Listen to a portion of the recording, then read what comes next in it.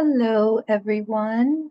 While we are waiting for just whoever else to join us, I'm just going to introduce the Community Academy and kind of how it works.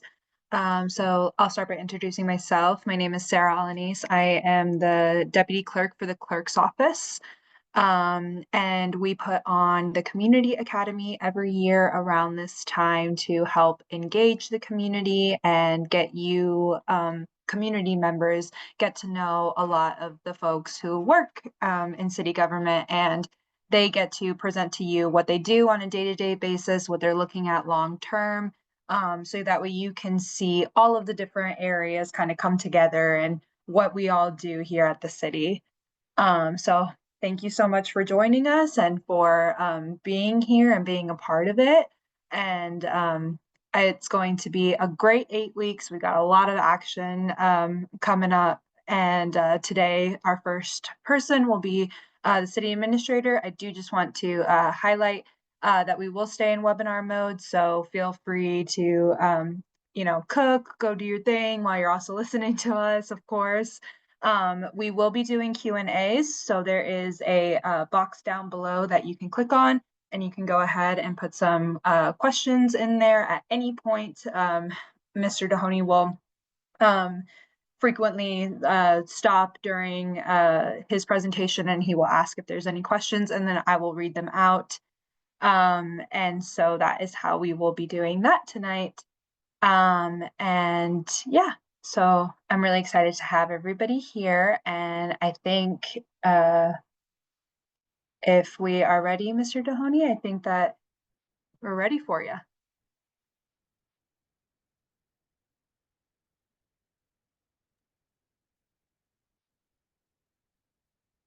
It says I cannot start the video because it's disabled by the host.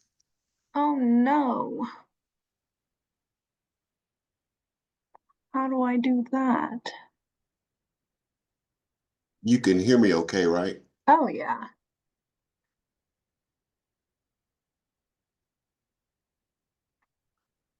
Oh, there we go. All right, try it now.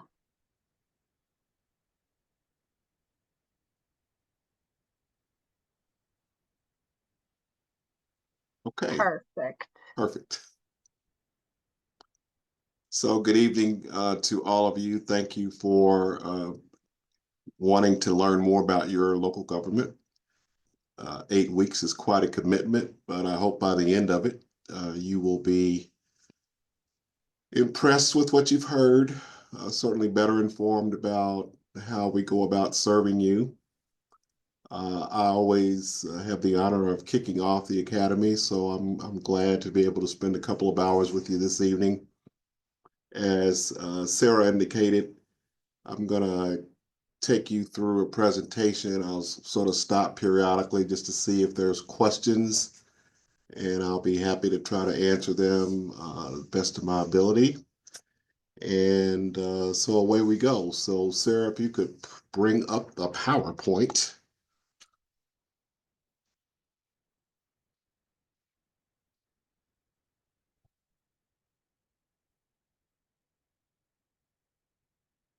Okay, so why don't we go to the next slide?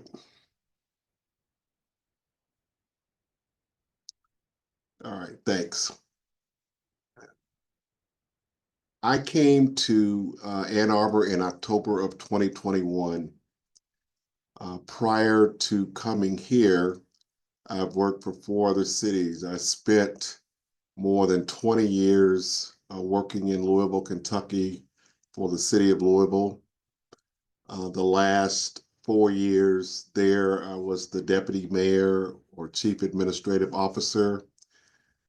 And the big project that we worked on during my last 4 years in Louisville was the merger of the two governments. City and county government is now merged in Louisville.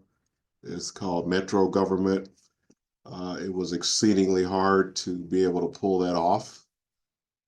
But I think the community has been better served for it. After Louisville, I went to Lexington, Kentucky, which is a college town like Ann Arbor. home of the University of Kentucky. And the government was already merged when I got there. So I was the chief administrative officer, dealing not only with urban issues, but also rural issues. So when the two jobs are combined, so to speak, you're dealing with everything from courts to the jail, um, preservation of development rights around the city, because that's where a lot of the thoroughbred racing industry operates in Kentucky. After 4 years there, I was recruited to be the city manager of Cincinnati. I worked in Cincinnati for about 8 years. And during the time I worked there, it was a period of major development in the city. I don't know how familiar you are with Cincinnati, but there is a waterfront development in Cincinnati between the two stadiums where the Bengals and the Cincinnati Reds play. It's called the Banks. And so you've got people living on the waterfront, you've got restaurants, you've got bars. It's a social district. And when I went to Cincinnati, it was just 18 acres of dirt. So that development, a lot of development in the over the Rhine area, the creation of the Cincinnati streetcar system, all of that occurred during the time that I worked there from 2006 to 2013. Left Cincinnati and then went to Phoenix. Phoenix is the largest city in the country for this type of government. I'll talk a little bit more about what this type of government is a few slides from now, but I worked there, not in the top job. I was in the number two job, the assistant city manager, and was responsible for the daily operations of local government. City of Phoenix has about 15,000 employees, so much, much larger than here. And one of the things that distinguishes that community, like it for is convention center. So it's a major convention center city. So we own and we operated the convention center. If you think about flying out of DTW here, if you went over to Detroit to the airport, those employees that work in the airport are not city employees. But if you go to Phoenix, the employees you see in Sky Harbor are city employees. The person that runs the airport is like a department head. So it's a massive operation. Um, I left Phoenix in February of 2021 and started here in Ann Arbor in October of 21. When I first came here, I came in a temporary status. As you know, if you've lived here, the city administrator's office and local government had gone through quite a bit of turnover in a short period of time.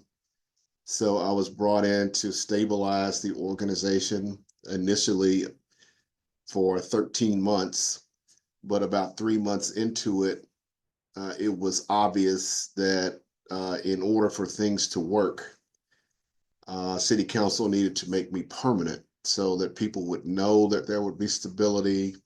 They could buy into the direction that we were going in. And so this coming October will be 4 years here. Clearly the smallest place I've ever worked, but I really like being here. I like the opportunity to work with the community. And I guess in the category of meaningless trivia, it just so happens that Santa Ono, the president of the University of Michigan, was the president at the University of Cincinnati when I was city manager in Cincinnati. So we know each other going back a number of years, which I think is a plus for Ann Arbor for us to already have an established relationship. Next slide, please.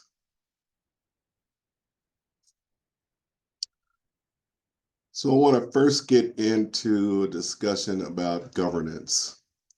Obviously, if you're talking about the federal level, the government comes under the guidance and jurisdiction and direction of the U.S. Constitution.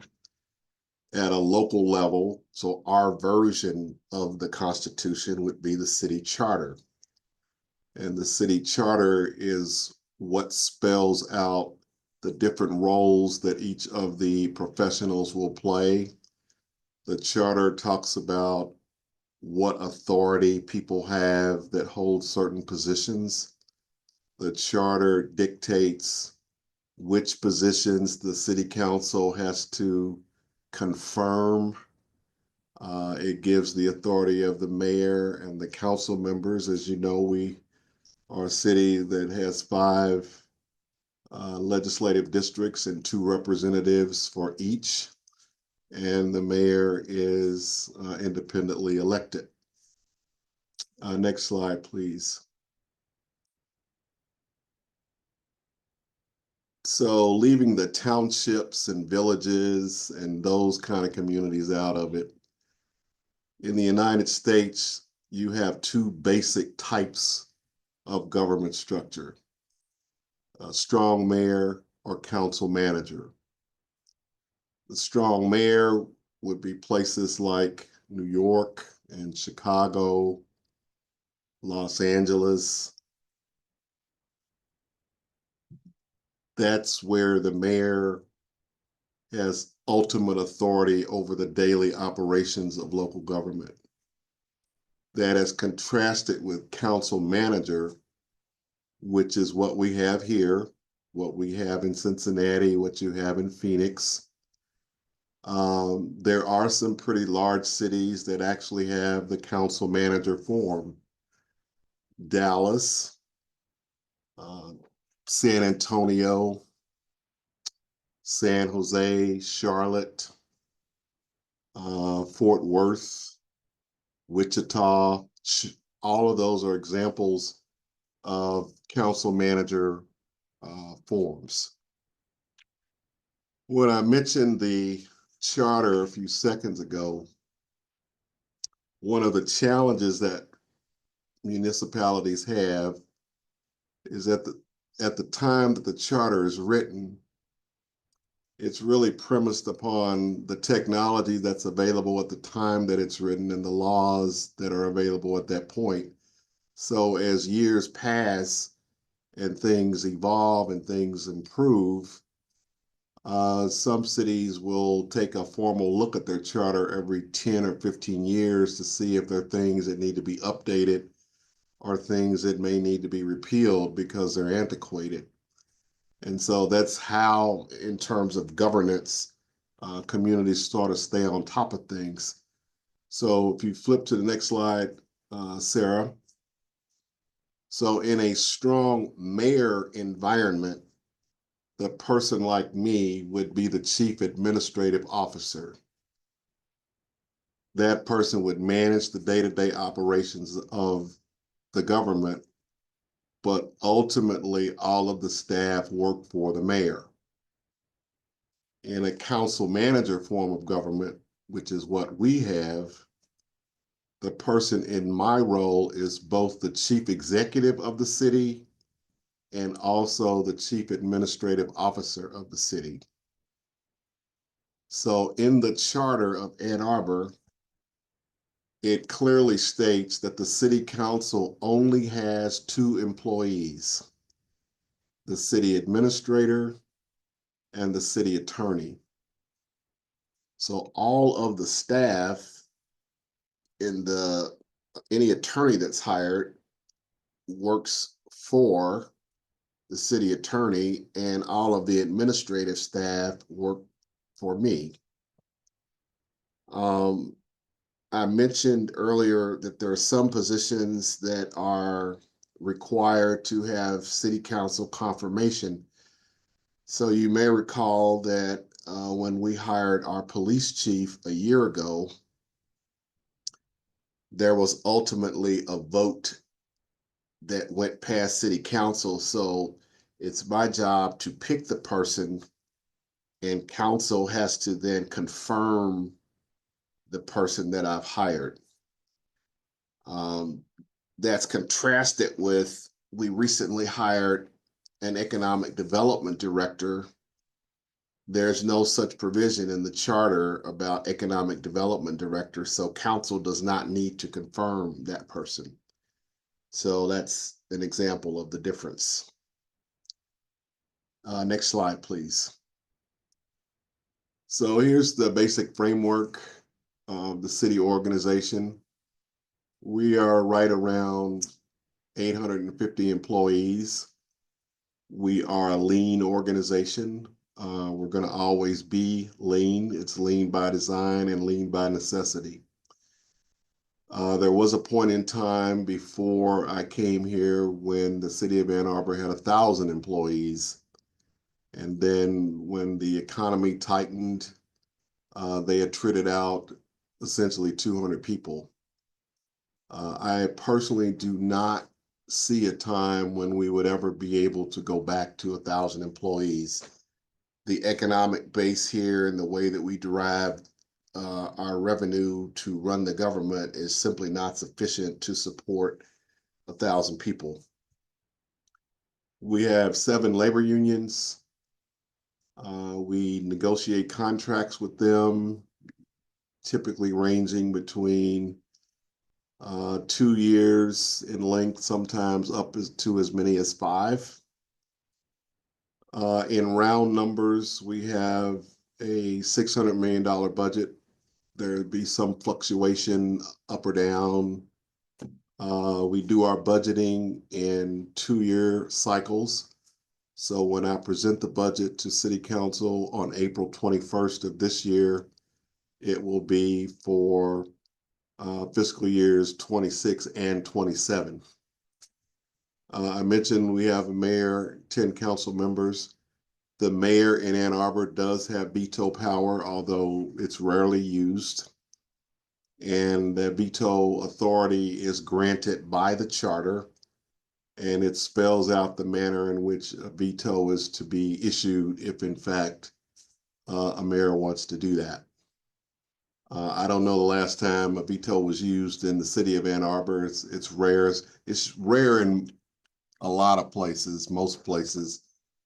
But there are some cities where the mayor does not have that power. So there are distinctions when you get into the different charters that communities might have. Next slide, please. In Ann Arbor, when you say the city administrator's office, the screen shows you from an org chart standpoint really what you're talking about. So it's not just me, the deputy city manager, the administrative staff that work on this floor. It's also these other areas, everything, the clerk, communications, economic development's brand new, the finance person, our office.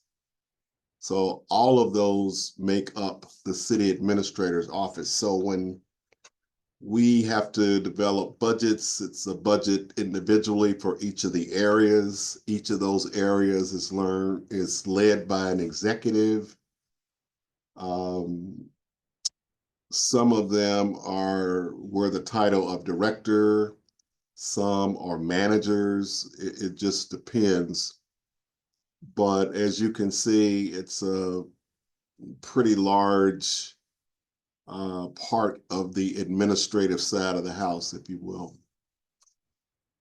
Next slide. It's imperative that we have strategic relationships. We're a public institution. We need to interact with other public institutions, other key stakeholders. These are examples of strategic relationships that we have. The Ann Arbor Housing Commission, it's easy to get confused. Some people think that the Ann Arbor Housing Commission and the city are the same. They're not. They're separate entities, but there's a very close legal relationship. So Jennifer Hall, who is the director of the Housing Commission. She is not considered to be a city employee. She has a board.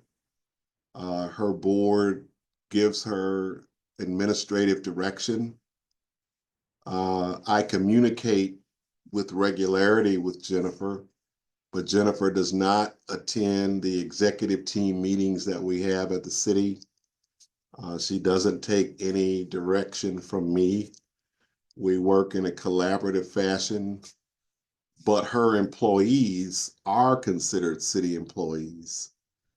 So they have to follow HR rules, all of the policies that we have in place. And there are times when it's a little confusing, back and forth, can cause some frustration, but overall it works pretty well. Ann Arbor Public Schools, AAATA, these are entities that I know you're familiar with. The Downtown Development Authority is a similar relationship like the Housing Commission. The director of the DDA has a board. The board makes the hiring decision. The board sets the person's salary, but the employees under the director are city employees and the same as Housing Commission, and they work through here for all of their sort of back office functions, et cetera. When I came to Ann Arbor in 2021, we did not have federal lobbyists. It is one of the things I had council support to put in place, because if you don't have lobbying assistance, particularly at the federal level, you're really swimming upstream when you're trying to understand um, laws or bills that are being debated, the different categories of how you can go after money, what the rules of engagement are. So we have the same, it's coincidentally, we have the same firm that lobbies for us at the state level in Lansing and also in DC. They're called Dykema. We've got a relationship with Spark. Spark is an economic development related agency. We pay them an annual fee under a contract to perform certain functions for us that the city no longer performs for itself. I indicated to you, we just hired a brand new economic development director. That person is not going to be doing the same things that Spark does. So there is not a crossover, if you will, or duplication of efforts, probably a better way to put it. University of Michigan and Washtenaw counties. U of M, if you follow M Live or you've heard the talk around town, you understand what the relationship is. They're an entity of the state, so they are immune from coming under the city's jurisdiction for things that they want to do. When they purchase real estate in Ann Arbor, it takes it off of the tax rolls, which is an area of sensitivity that we have to manage through, but they have the authority to do that. And then at Washtenaw County, I have a counterpart that would be the county administrator, a guy named Greg Dill. And so he and I communicate back and forth, and we're the conduit between our two institutions of government. So I want to, before we move forward, I want to take a minute and talk to you a little bit about the profession itself of being a city manager or being a city administrator. Greg and I are in the same boat in that regard. So if you think about people that are attorneys, they come under ultimately jurisdiction of the American Bar Association. They have certain codes that they follow that the Bar Association provides. So if you think of the American Bar Association as the sanctioning body for attorneys, or people that do what I do, city managers or city administrators. There is an organization called the International City County Management Association, or ICMA. ICMA is based in Washington, D.C. Worldwide, there are about 14,000 people who do what I do. So when I go to my annual conference for city managers, there are city managers there from about 23 different countries. And so the ICMA has a code of ethics and a code of conduct that its members have to follow. And the reason I'm telling you about that is that code is what restricts certain activities that city managers and city administrators cannot be involved in. So we are prohibited from writing campaign checks. We cannot endorse political candidates. We cannot be involved in partisan politics. We have to be apolitical. We don't do bumper stickers. We're not at political fundraisers. In a strong mayor form of government, you do all those things. But in a council manager form of government, you can't do any of those things. And there are sanctions that our industry has that keeps us from doing it, to the point that you can be put out for violating certain tenets. And so the red-blue dynamic that you see at the bottom, that's relevant for those we serve, but it can't be relevant for us. So we serve whoever the people choose to send. Hold on, let me get my door.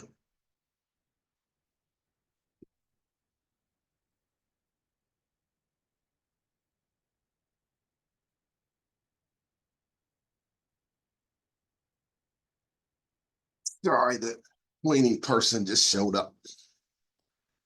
Let me pause here and do my first check to see if you have any questions over what I've said so far.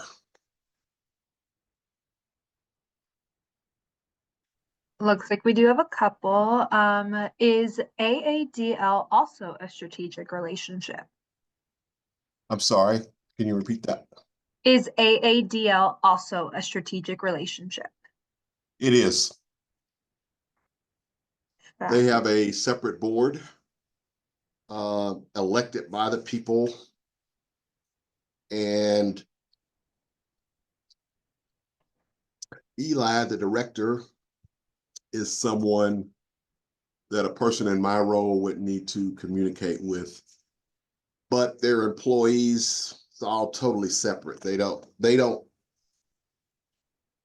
are not the same as like DDA or Housing Commission. It's a completely separate entity, but it is a strategic relationship. Thank you. What is the dominant type of government in Michigan and nationally? The strong mayor or the council manager? It really depends on where you are in the state of Michigan. You would tend to find more council manager form. So in Grand Rapids, for example, they have a city manager. In East Lansing, they have a city manager. There are some of the townships around Michigan. Their person would tend to be called a town manager. So when I go to ICMA, there are several people from the state of Michigan that will be at that conference. The city of Novi, for example, they have a city manager. And so we communicate together. In fact, there's also a smaller organization that is called the Big Ten City Management Association. So sports wise, you know what the Big Ten cities are, even though there's more than 10 now with Stanford and all of that. Um, but we have an organization comprised of those cities. Most of them have city managers too. The bigger names, if you think about the most populated places, you will tend to find strong mayor government there. So that's your LA, New York, Chicago, Boston. Even Detroit is a strong mayor form of government. Thank you. What are the factors influencing that revenue constraint on employee capacity? If I understand the question, so we get our revenue from basically three places. We get a portion of state shared revenue. We get a portion of the marijuana excise tax, and we get property tax. So the marijuana excise tax is the newest revenue source for cities. And we've only had that for just a few years. And while it's a nice revenue stream, it's not anything major. We get a couple $1 million a year from marijuana. So at the state level, and time won't permit me to get into the state law very much, but let me just say the state authority limits ways that cities can get revenue. So, for example, if we, in other places I've worked, I'll just put it that way, in other places I've worked, there was a local sales tax. So every time somebody bought anything, a portion of that tax went directly to the city. That's not the case here. Um, Part of the state law says if we were to raise a new type of tax, we'd have to lower an existing tax. So you're really not gaining much if that's what you're doing.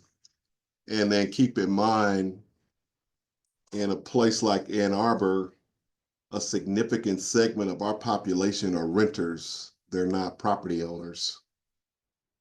And a lot of the property owners don't actually reside in the city. So it's an interesting setup, but that's what we have to work with. Thank you. Two more. How does the City of Ann Arbor strategic planning process align or incorporate Washtenaw County planning or initiatives? Do we collaborate on strategic planning with Washtenaw County?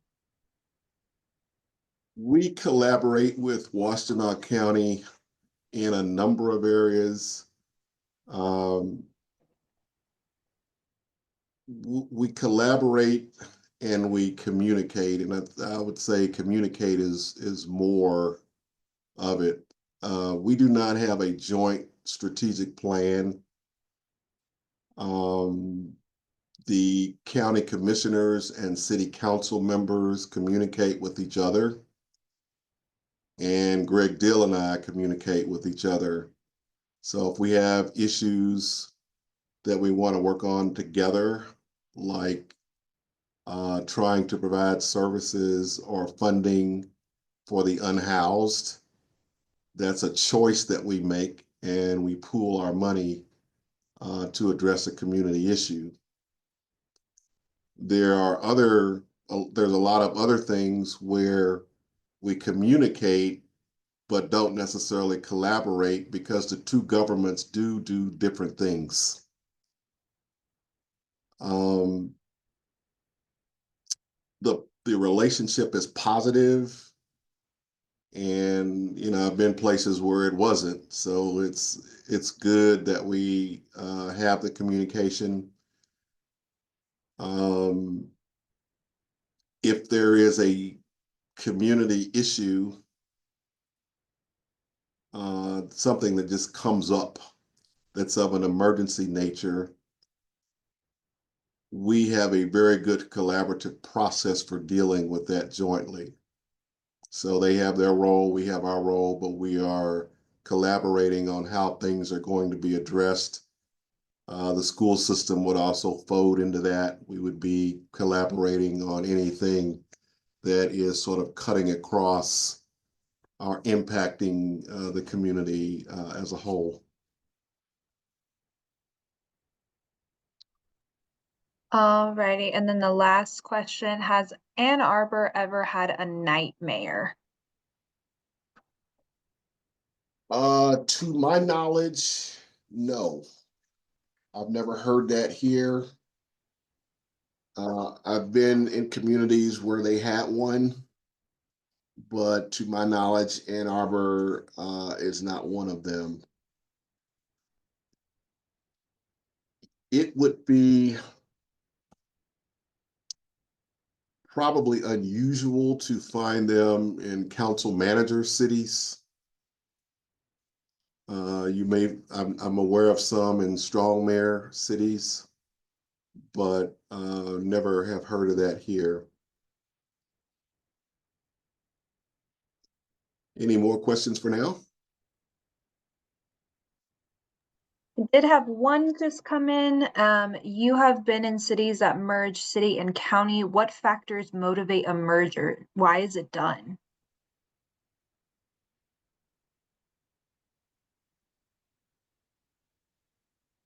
Well, when we did it in Louisville and Jefferson County in Kentucky,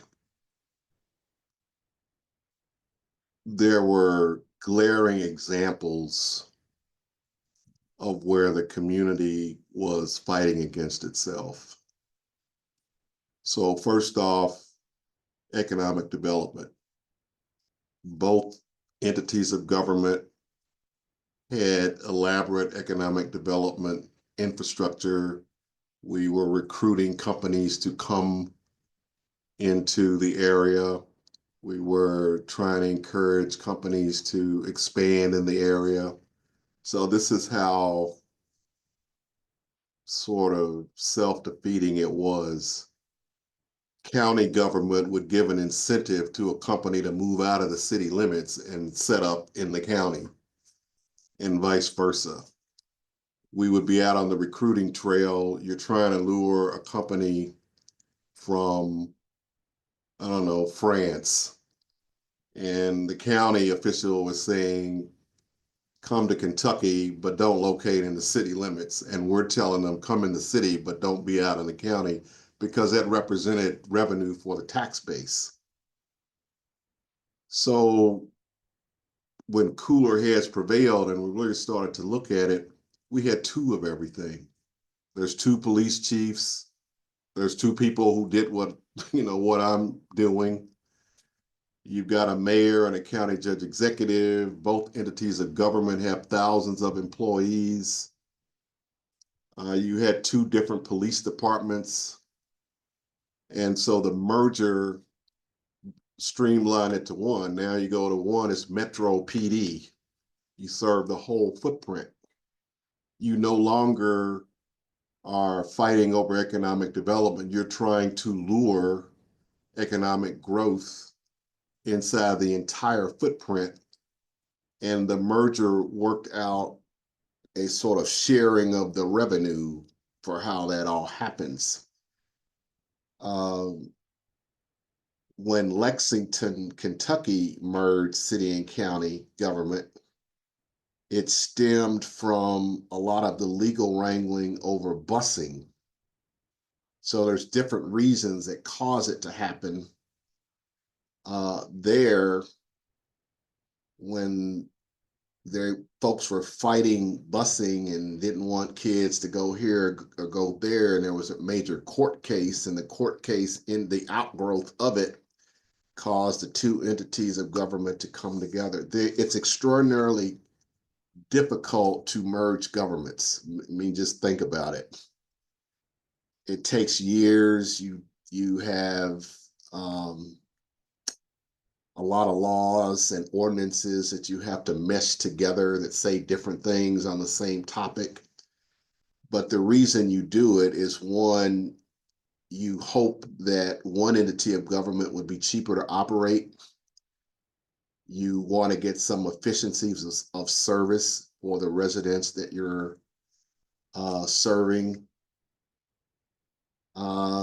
But one of the complicating factors in you have residents that say, I made a conscious decision to move outside the city limits to stay in the county. I don't want you to merge. There's been strong opposition every time a merger has been attempted. And in fact, Louisville tried 4 or 5 times to merge over a 40-year period before it finally passed. Not easy. Let's go to our next slide.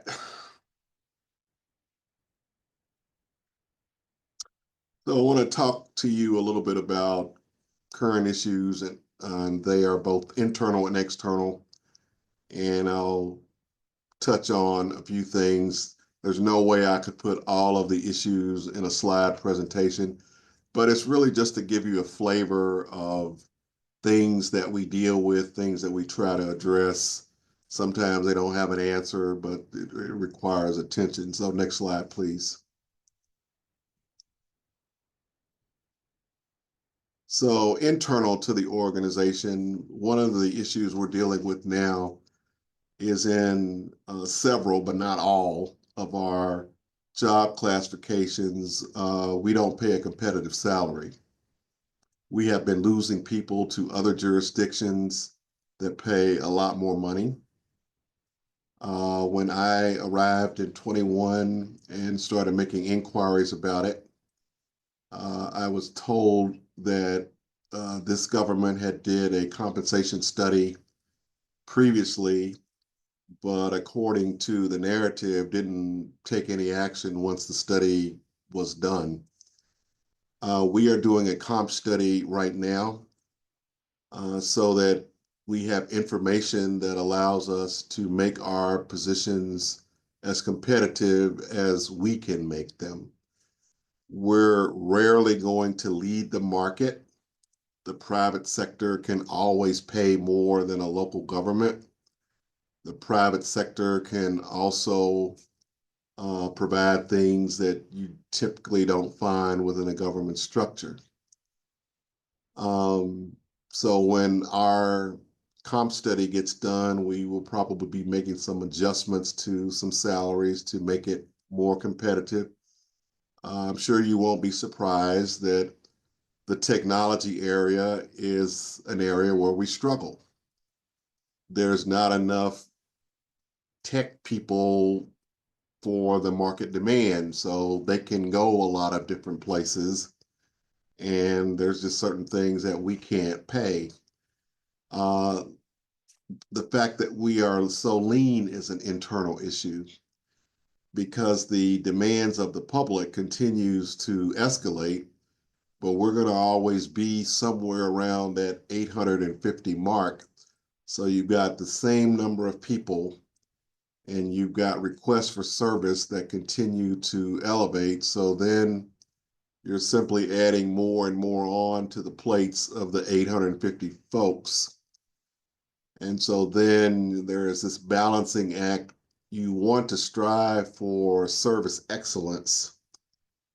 And sometimes that's hard to do when you have individuals that are carrying, too much of a workload. So we're always, trying to work and address that. Organizational stability, um, next year when I give this presentation, that item probably won't even be on the slide because when I came to town in 21, we had gone through 2 city administrators in a span of a year. And then we had an interim person who had to step in, came off of maternity leave to fill the role because, the seat had vacated. The fact that I'm working on 4 years here and, next year will be 5, we pretty much answered the question about one, am I staying or not? But two, I would have been here long enough that the issues that instability brings you would no longer be relevant. Pending cuts is something that we are keeping our eyes on.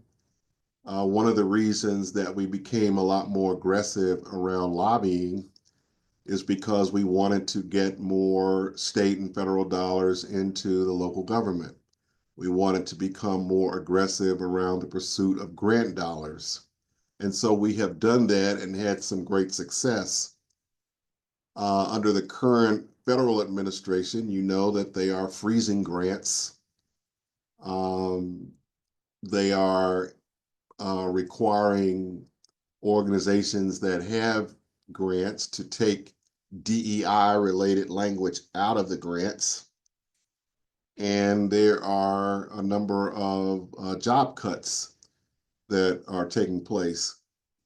The job cut's not going to affect the city directly, but potentially it could have an indirect impact on us, depending on, how far down it goes and how it happens.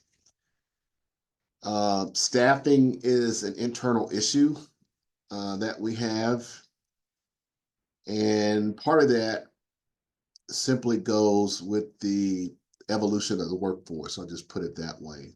When I came into government back in the 1980s, one of the things that was pushed or promoted in terms of trying to recruit people, they acknowledged nobody's going to get rich working for government. You're only going to be able to, make so much money. But the benefits or things that they push, particularly the pension, with the evolution of the workforce, and particularly in the post-COVID era, few people are coming to local government because of the pension. They have no intention of staying 25 or 30 years. So you could say the pension's there, the pension's nice, but I don't intend to be around long enough to get one.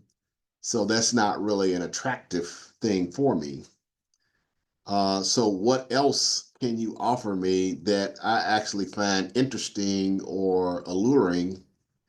And that's where we try to introduce more variety in some of the jobs. We have a hybrid work environment.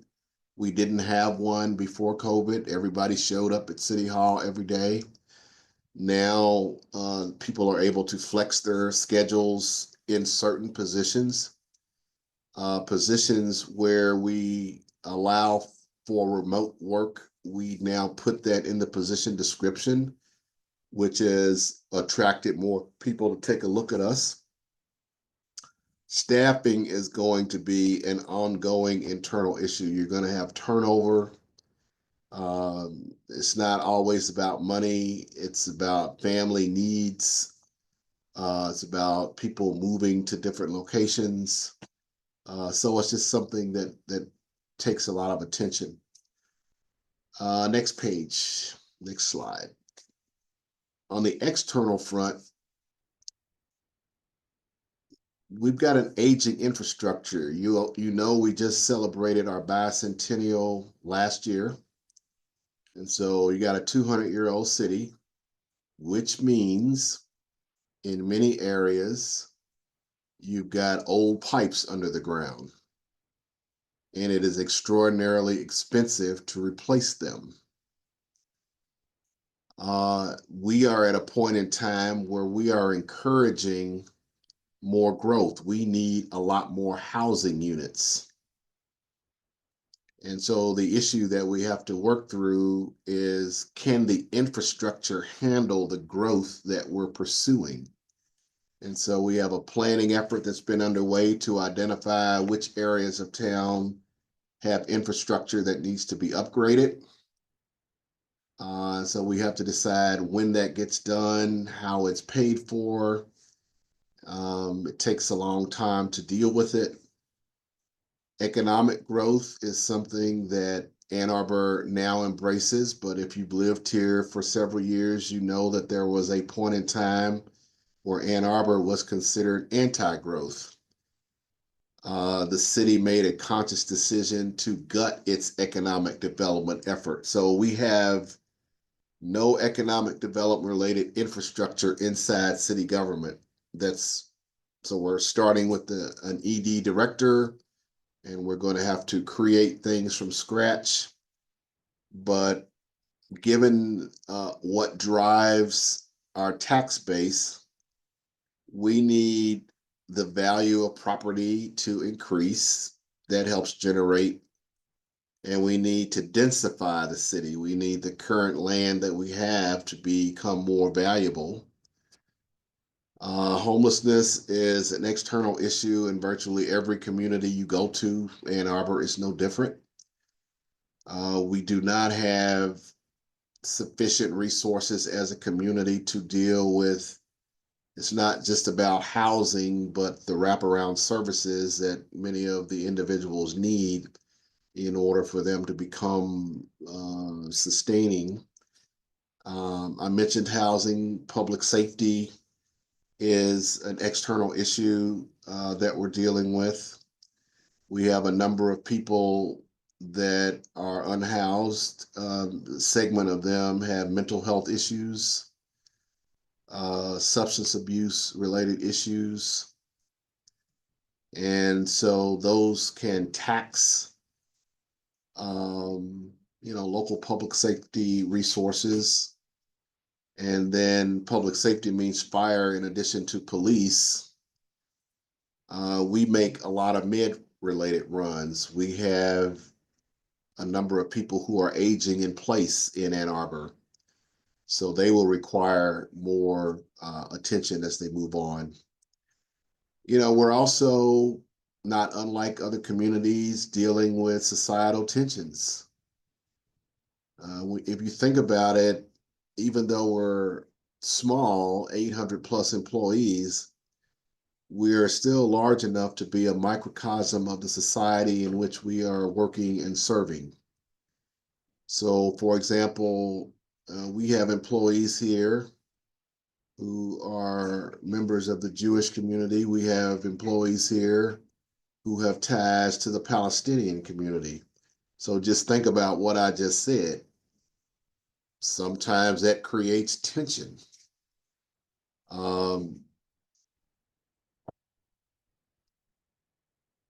In the larger context, America is a very divided place right now, and those divisions can spill over in a lot of different ways. We are not immune from it. We do have to deal with it. Sustainability is an external issue that we are confronted with. Our community acknowledges and believes that there is an issue with global warming, with climate related issues. I realize that's not popular in all circles, but our 820 plan and other things that we put in place promote sustainability.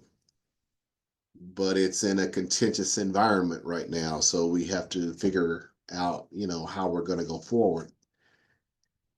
And then the university relations, they have a 2050 plan that's pretty aggressive. It calls for a lot more growth on the campuses. They're talking about the creation of a people mover system that, overall will be positive, but it just calls for a whole lot of coordination and work because it would be crossing over public intersections, going around or intersecting with public streets at certain points. So a lot of things that require our attention, but it's also on the positive. The fact that there's such a variety of things to work on is what attracts some people to public service to begin with.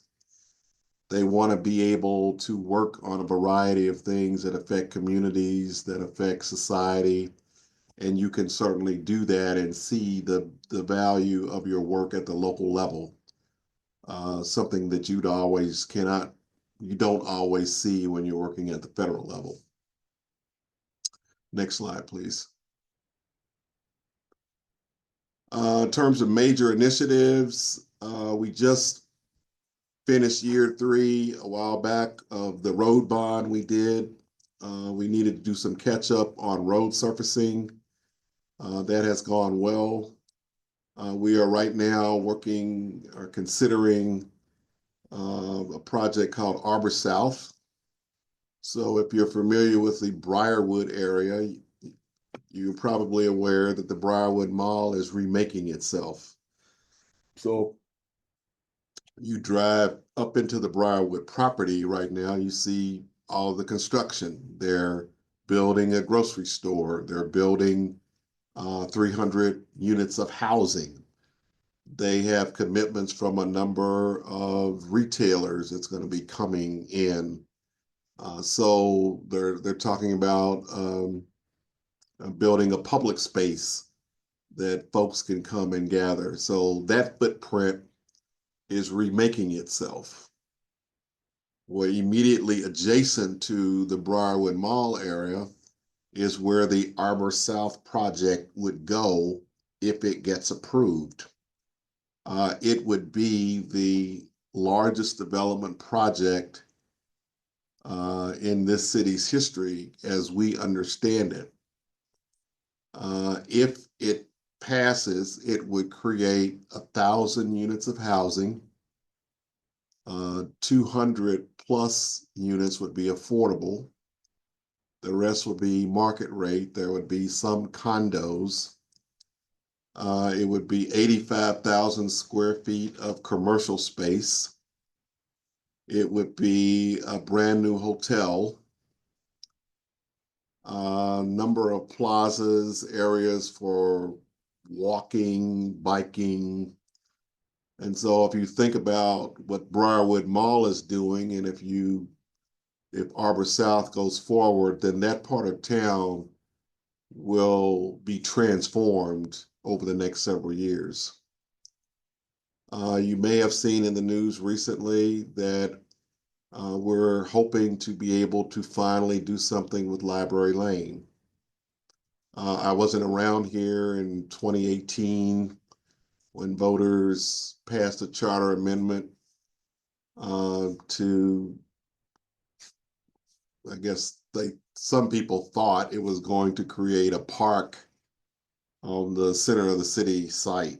That's not what happened. I won't try to walk through all of that. But I am excited to be part of an effort instead of just continuing to be frustrated by it. What would it take to get something positive to occur? So the first thing that would have to happen is we have to go back and revisit the charter item. City Council just voted this past Monday night to have a special election this August where there will be an opportunity for the public to revisit the charter amendment and to repeal and replace it with new language that essentially says the Ann Arbor District Library would be able to develop on the site. So what is being envisioned and what Eli and I have had several discussions to try to frame is the site of the current main library that would be demolished. And on that site would be a new structure. And that structure would include a new library, but it would also include housing on top of it. At the Library Lane site, which the city owns, there would also be a new structure, or a structure, since it's just a surface parking. And that structure would also be built by AADL. And at the second level of both buildings, they would be connected. And so you have housing in both structures. You'd have library programming in both structures. You would have the public space that people had wanted at the sort of the ground level. I'm not going to say it's a park, but it would be a place that the library could program, a place to attract the public. It would have spaces inside the building meant to support small business startups.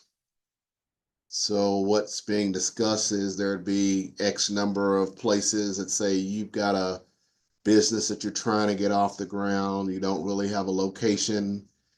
You know, one of the things that keeps new businesses operating inside their house is they can't afford rent. Well, the spaces that are being contemplated in this vision, maybe your rent's only $100 a month to give you an opportunity to be in some co-working space and launch your business. So if the public, you decide to support it in August, and that's winning, I'm not encouraging you one way or the other because that's prohibited, but I can explain to you what we're talking about, which is what I'm doing. But if that were to pass, then you'd have an agreement between the city and the library for us to give development rights for $1 to the library for them to put up new housing, which everybody says we need. We're also going through a comp plan process. It's something that you go through every 10, 15, 20 years, depending on what community you're talking about. So the comp plan process itself is expensive to go through. It costs you more than $1 million to do it. It takes 3 or 4 years to run all the process and come up with the plan. City council ultimately has to vote the plan in, and then comes the hard part of actually implementing what the new plan says. So we've gone through a lot of community engagement. The Planning Commission is engaged. A number of residents have weighed in, and we probably have another year or so to go before the process comes to a close. The significance of it is that that will then set the course for the next 15 or 20 years of life in Ann Arbor. What kind of buildings that we want, what kind of buildings we're willing to allow, what we want to be in the community in terms of amenities. All of those things are part of the comp plan. Let's go to the next slide, please.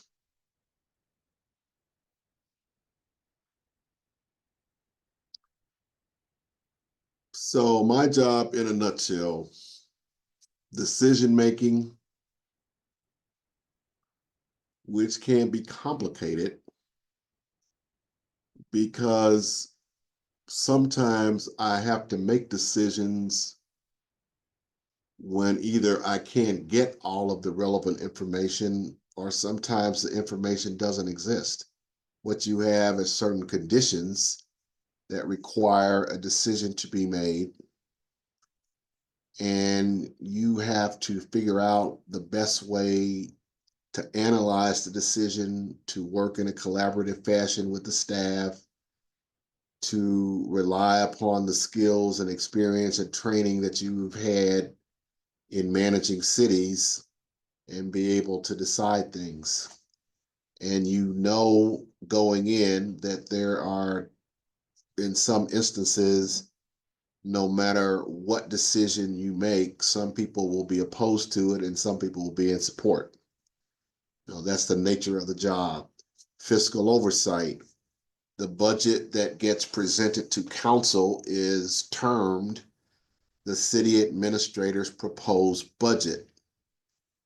Council on its own doesn't really have the ability to develop a $600 million budget. That's what the professional staff is for. That's what your city administrator is for. And so not only do I take them what is the best proposal based on our professional judgment, but once they pass it, and in Ann Arbor, it must be passed every May. So we present it in April. It's always voted on in May. If for some reason you had a very contentious council and it was split and they failed to pass a budget, then by law, the proposed budget that I came up with is what goes into effect. You never want to have that happen. It hasn't happened. Hopefully it will never happen, but it does allow for the continuity of government. Initiative is required. Uh, you don't take this job and wait on everybody to tell you what you should be doing. You're supposed to see opportunities within the community and sort of seize the moment. Come up with things, develop a vision for how things can move forward, showing leadership to the staff, engineering or being a key member in terms of problem solving. And that can be complex, or that can be, not all problems are large, but they can nevertheless be thorny. But that is what the public expects us to do: solve problems. Don't just run people through bureaucracies and circle around. Ensuring we have customer service. All those things are part and parcel of what the city administrator's role is. I believe in order to do it and be the most effective at doing it, you do need to maintain work-life balance. I didn't always understand that earlier in my career, but I certainly understand it now. There are people who do what I do for a living that have gone through burnout. We've had city managers, city administrators that have committed suicide. It can be a very stressful job. It's certainly not a job for everybody. And you do need to like it. You need to like doing this, um, or it just would create more medical issues. So, next slide.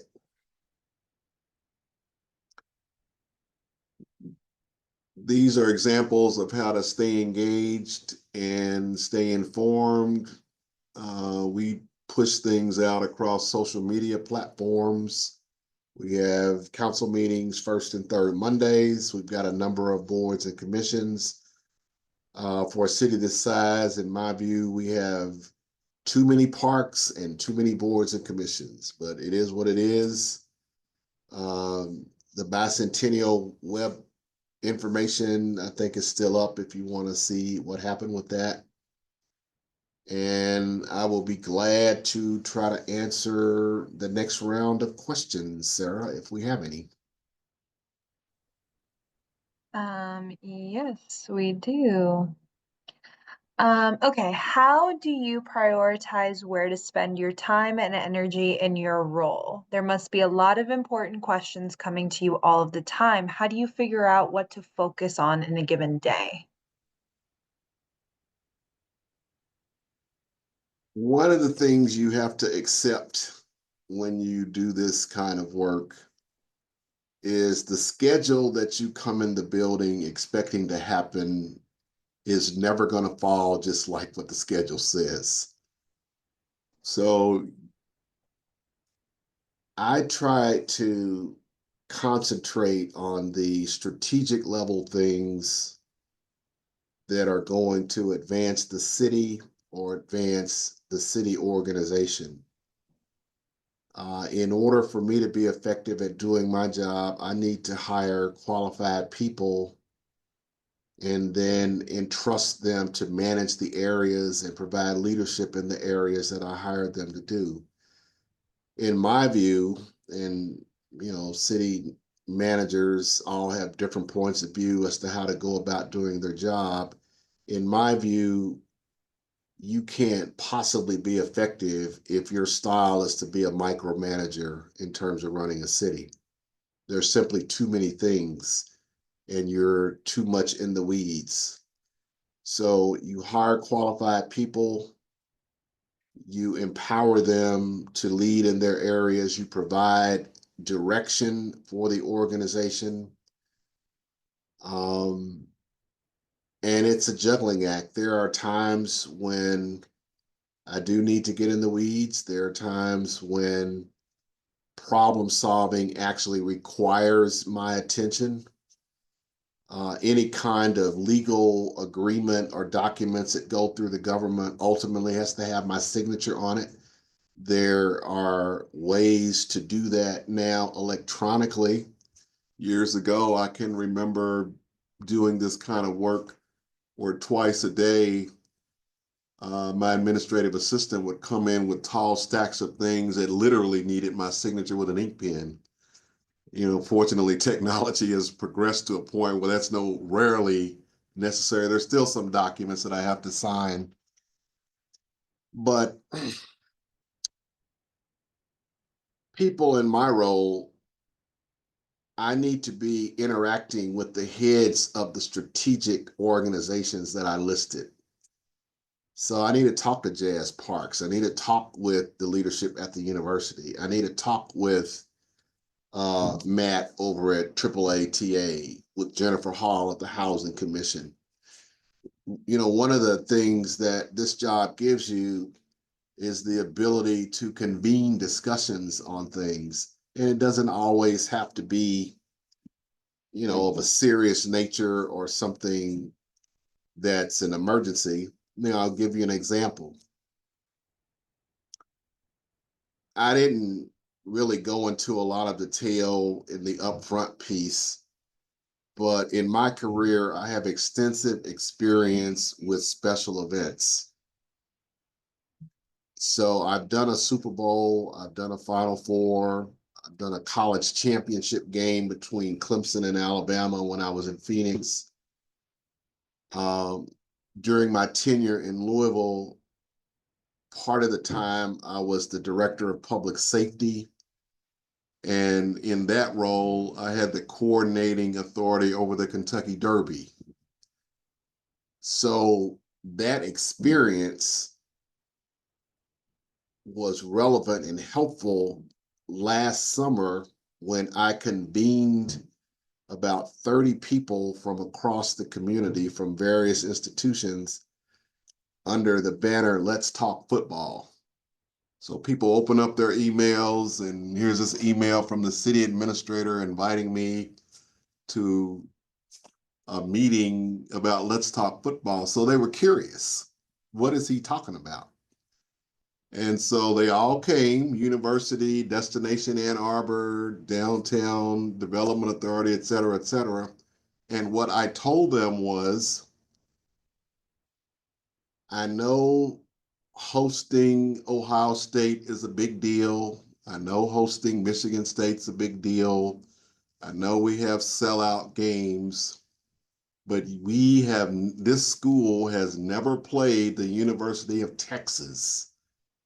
You've never had the Longhorns come to your city, and that is a totally different animal than anything you've ever seen before.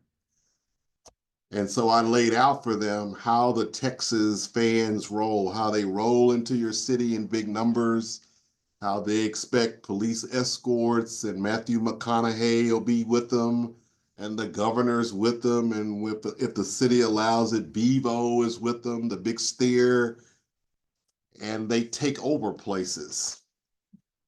And initially, when I did that, some people thought it was funny. But by the second meeting, someone came and said, well, we've been contacted by some alumni group from Austin, and they want to buy out entire hotels and entire restaurants for the 3 days they're in town. And then my job got easier. I said, that's what I'm talking about.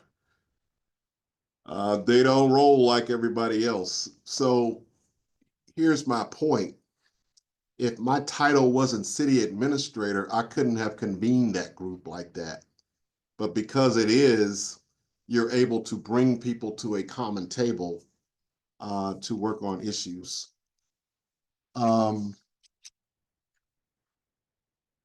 Obviously, if something serious happens, then I've got to give my attention to that. If we have an emergency, either weather related or some other reason, the person in my role, you've got to be sort of in the middle of that.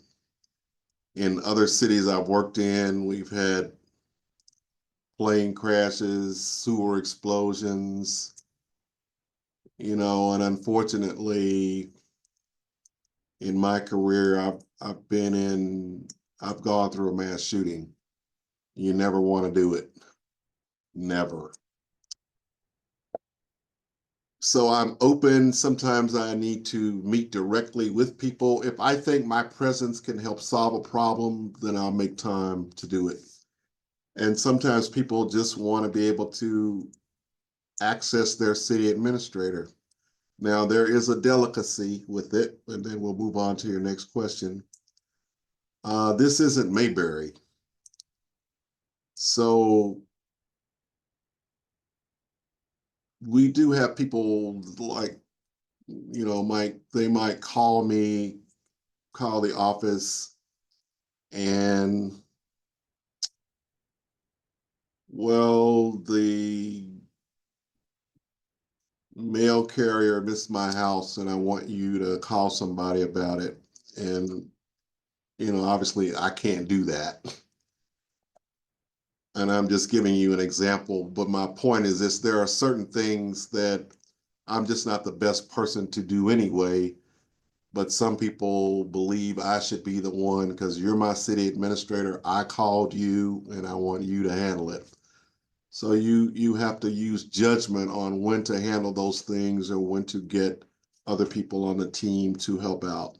No 2 days are alike, and you do accept that if you take this job, even when you're on vacation, you must be accessible. If you're not comfortable with that, this is not the job for you. Thank you. And also thank you for helping Austin come here because that's where I'm from. So it was nice to see that burnt orange for a little bit.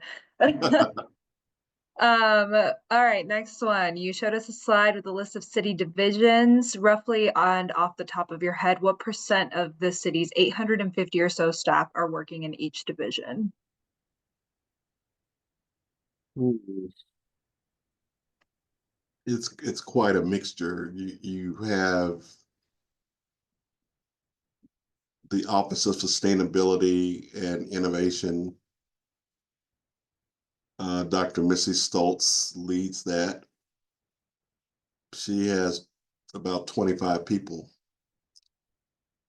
Then you go to the fire department, um, in round numbers, 100. You go to the water treatment facility. That facility has to have somebody there 24 hours a day. So you got several hundred people there. Um, you've got the clerk's office. I think that's, I don't know, maybe 15 folks. But when it's time for an election, it's hundreds of people. because they can't put on an election without a number of volunteers and temporary staff. So you will ramp up for an election, as an example. The same with parks. You have certain areas that have pools. You know, you hire a number of seasonal employees. So during the summer, the parks numbers swell to several hundred, and then they go back down. And so just, sharing with you, that was one of the adjustments that I had to make coming here to work in this community. When I'm in Phoenix, the number of police is 4,000. The number of firefighters is around 1,700. Scale.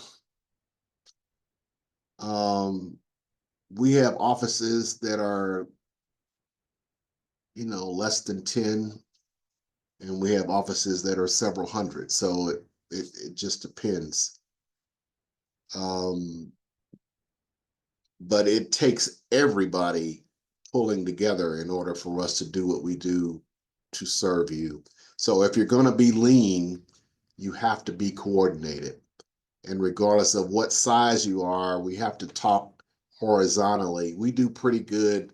Most organizations do pretty good in terms of vertical communication, but it is imperative when you're as lean as we are, we have to talk across the organization so left hand and right hand are always in sync. Doesn't always happen, but we work to make it so.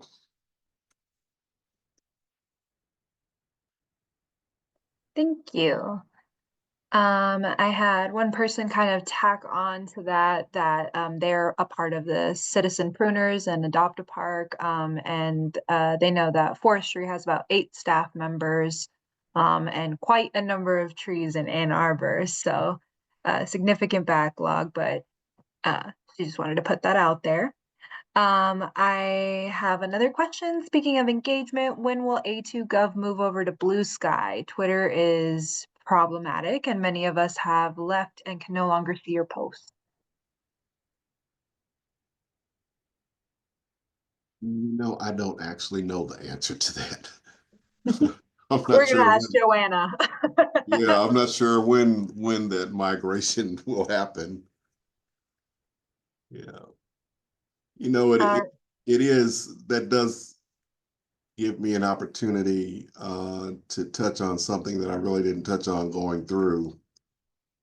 One of our service areas, and we use the term service area instead of department, which to the outside world, nobody's ever heard of that, but that's what we do. So in the IT area,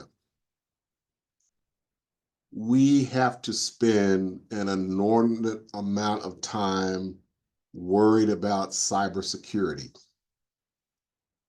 There's constant threats. There are constant attempts to try to hack into certain systems, and it requires a very attentive 24/7 coverage, and also constantly upgrading and renewing your firewalls, because there's always somebody that's trying to creep in, and they put us through constant training and alerts about not clicking on certain things, about reporting things that seem unusual. We can intercept a number of things. When I started in government, that wasn't an issue at all, it'd be very rare. But now, the IT function managing that and securing the data that we have on people is a major effort.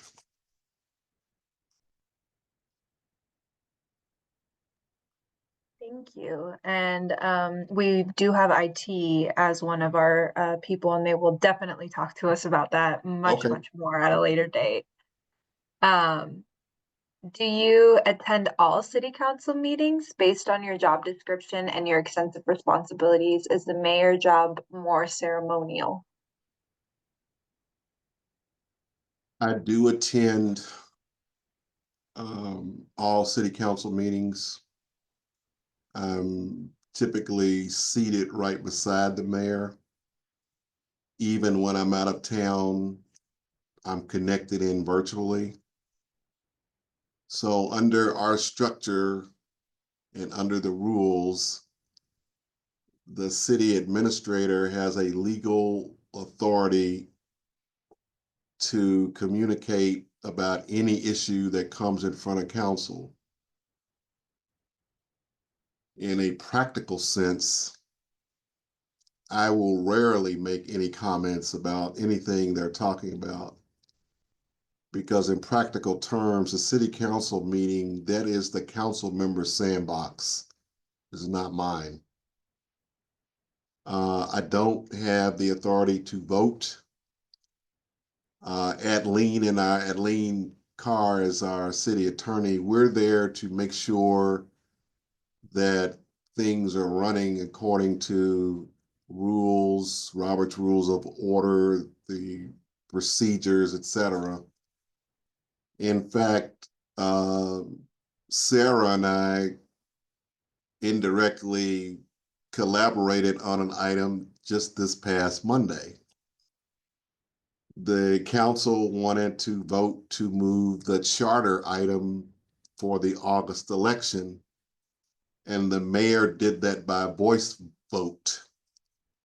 And both of us turned to him and said, no, you have to do a roll call vote if you're going to put something on an election for changing the charter. It can't be a voice vote. So they had to go back and do that over. So, that's why I'm there. I'm following the agenda to make sure nothing gets missed. There are certain items that require a certain number of yes votes. Anything that's amending the budget must have 8 votes. And so Sarah's office is doing the official roll call and counting to make sure, because it could have a majority but still not have 8, which means it fails. Your second part of your question, the mayor's job here is more than ceremonial because by the charter, he does have the authority to veto things. I don't have that authority. The mayor has it. There are certain legal documents that require the mayor's signature. Now, it may require mine as well, but things that come through to be signed, the mayor is signing as well. If the city is under a state of emergency, a declared state of emergency, the authority accrues to the mayor, not the city administrator. Now, in practical terms, in almost any city you would be in, if you were really in an emergency, even in a strong mayor city, you're probably, you're going to make your comments, but you're going to turn to the person that's trained to deal with it to deal with it. And that would happen here too. Thank you. Is there a way for some of the city-bound initiatives to be introduced in partnership with the townships? This person is saying, I'm thinking of some of the sustainability initiatives. I live in Pittsfield, and the program I was interested in did not extend to the township. Is there any reason such township/border program extensions could not be explored?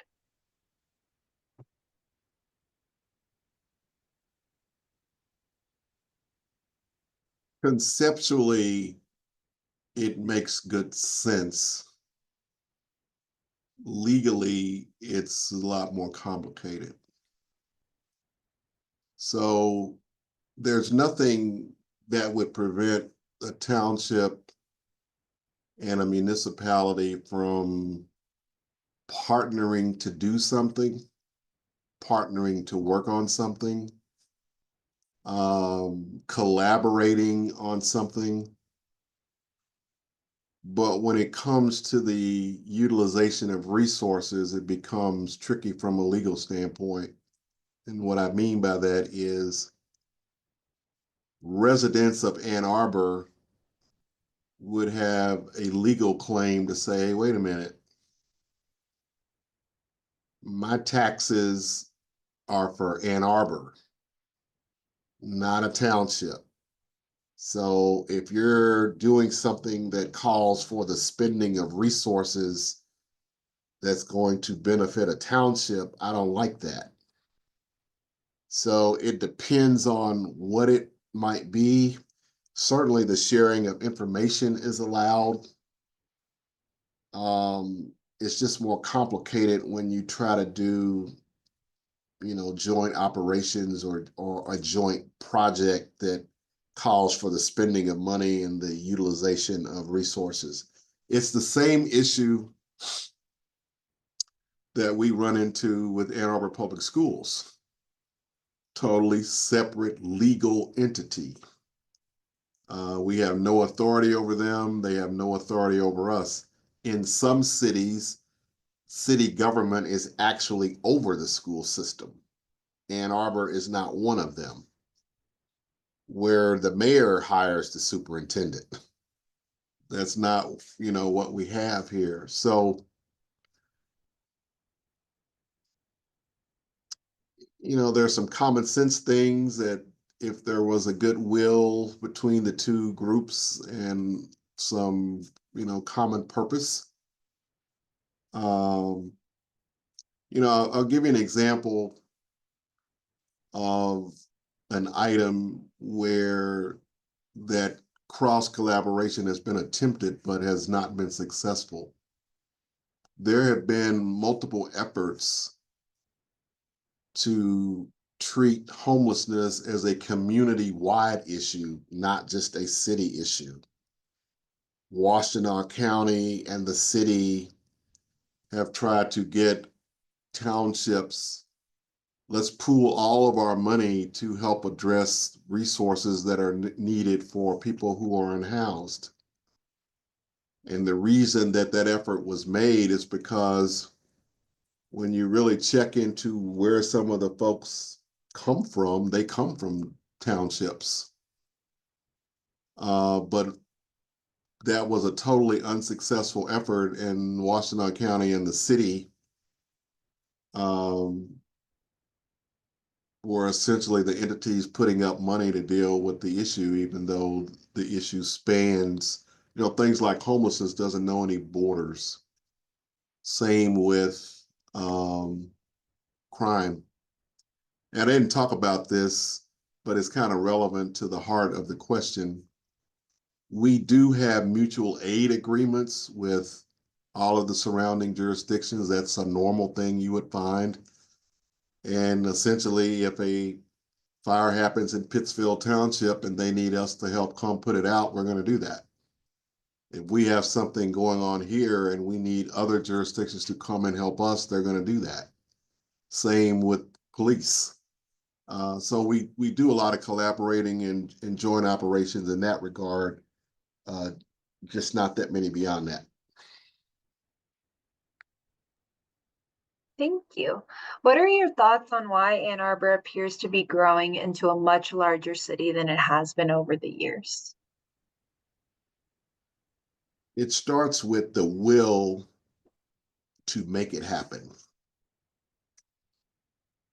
You have to have actual policies in place and direction provided that allows you to proactively try to get people to move into your city. We weren't always doing that. We are doing it now. We made a policy decision that we needed to densify the city. And so council has passed certain ordinances that says a building on this site doesn't have to be limited to just 2 or 3 stories. It can be 15. The other thing that's helping to drive it is the University of Michigan continues to grow. So in order to do what they're doing, they are constantly hiring more professional staff, not always just professors, but a number of people to work at the university. Those people tend to want to live in Ann Arbor. Many of them make salaries that allow them to afford to live in Ann Arbor. From a statistical standpoint, you've got 123,000 people that live within the city limits and 80,000 people that drive into the city every day for work. If you have limitations on how you can derive revenue, it makes sense that you would want to capture a portion of those 80,000 to make Ann Arbor their home. And so expanding the population, which means the value of property will continue to escalate. That's how we get the money to work on parks, to deal with streets, to deal with street lights, to deal with the thousands and thousands of trees that we have. Revenue has to be enhanced in order for us to properly take care of it. And we don't think about it a lot, but this city has a number of bridges and dams. Very expensive to keep them up.